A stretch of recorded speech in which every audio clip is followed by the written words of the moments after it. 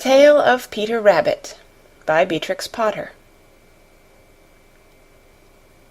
Once upon a time there were 4 little rabbits, and their names were Flopsy, Mopsy, Cottontail, and Peter.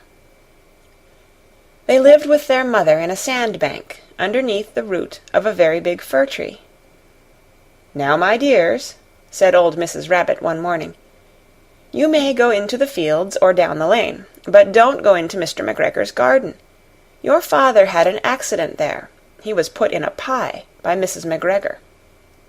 Now run along and don't get into mischief. I am going out."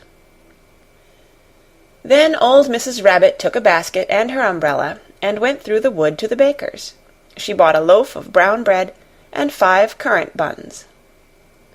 Flopsy, Mopsy, and Cottontail, who were good little bunnies, went down the lane to gather blackberries. But Peter, who was very naughty, ran straight away to Mr. McGregor's garden and squeezed under the gate. First he ate some lettuces and some French beans, and then he ate some radishes, and then, feeling rather sick, he went to look for some parsley. But round the end of a cucumber frame whom should he meet but Mr. McGregor.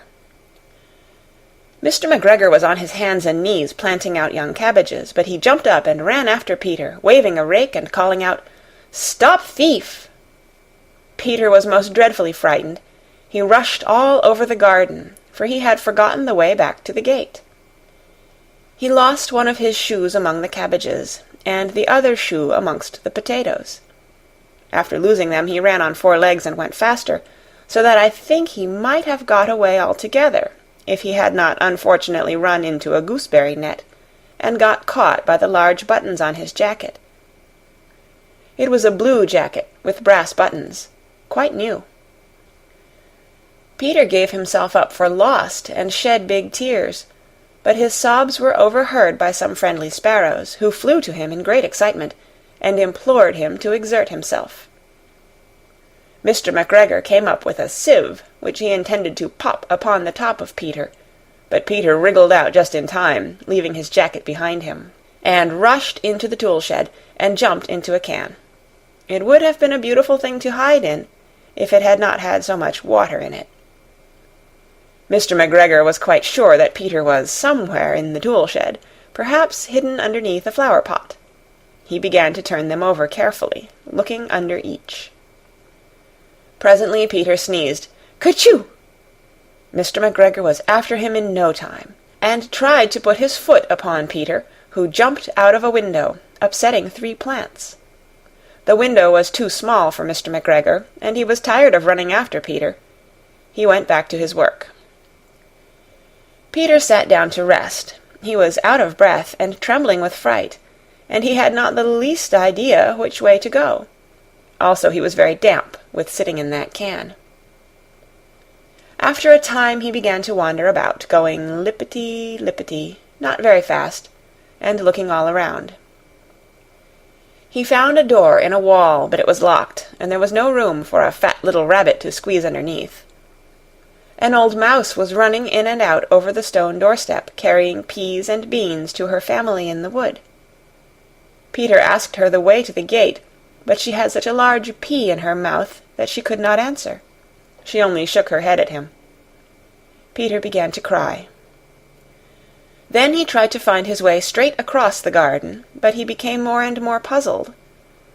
Presently he came to a pond where Mr. McGregor filled his water cans. A white cat was staring at some goldfish.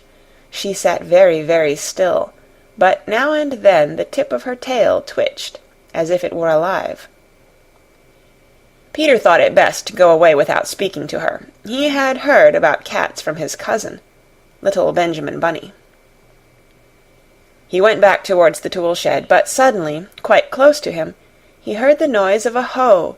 Scritch, scratch, scratch, scritch. Peter scuttered underneath the bushes, but presently, as nothing happened, he came out, and climbed upon a wheelbarrow and peeped over. The first thing he saw was Mr. McGregor hoeing onions. His back was turned towards Peter, and beyond him was the gate. Peter got down very quietly off the wheelbarrow and started running as fast as he could go, along a straight walk behind some black currant bushes. Mr. McGregor caught sight of him at the corner, but Peter did not care. He slipped underneath the gate, and was safe at last in the wood outside the garden. Mr. McGregor hung up the little jacket and the shoes for a scarecrow to frighten the blackbirds. Peter never stopped running or looked behind him till he got home to the big fir tree. He was so tired that he flopped down upon the nice soft sand on the floor of the rabbit-hole and shut his eyes. His mother was busy cooking. She wondered what he had done with his clothes. It was the second little jacket and pair of shoes that Peter had lost in a fortnight. I am sorry to say that Peter was not very well during the evening. His mother put him to bed and made some chamomile tea, and she gave a dose of it to Peter.